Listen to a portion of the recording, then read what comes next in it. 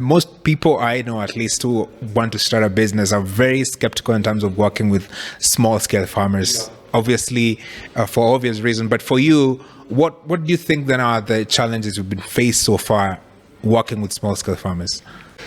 Brian, that's a great question. One of the challenges is just that you've got this business, you've got this business plan, you've got this business strategy, you've got all these employees, and they want to just run.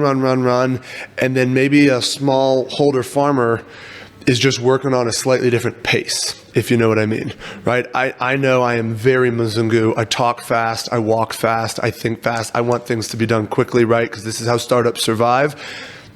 That's not always the pace that a smallholder farmer is interested in.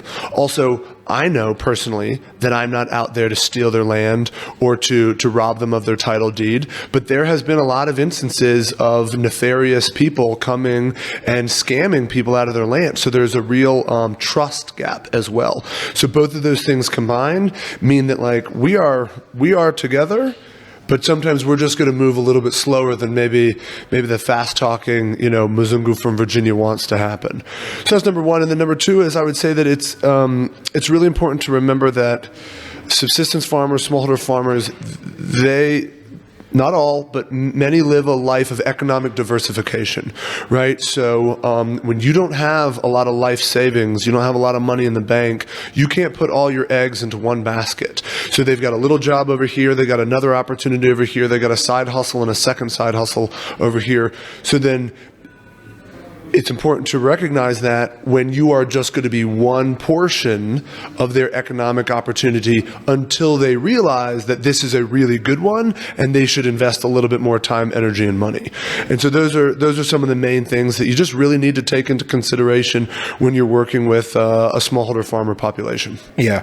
That's very important as well because it's very diverse. I mean, I'm guessing if you've walked into different communities, I guess people in the coast are very different culturally and in terms of what they value in the western part. So far you've concentrated mostly in the Nyanza region, right? Sure. Yeah. Any plans like to go to other places? We would love to. And in fact, it was a really pleasant time for me during sort of Q2 and Q3 of last year. I went to 10 different counties around Kenya. I talked to over 600 farmers. Me personally spent a lot of time in Matatus. It was a slow but enjoyable experience.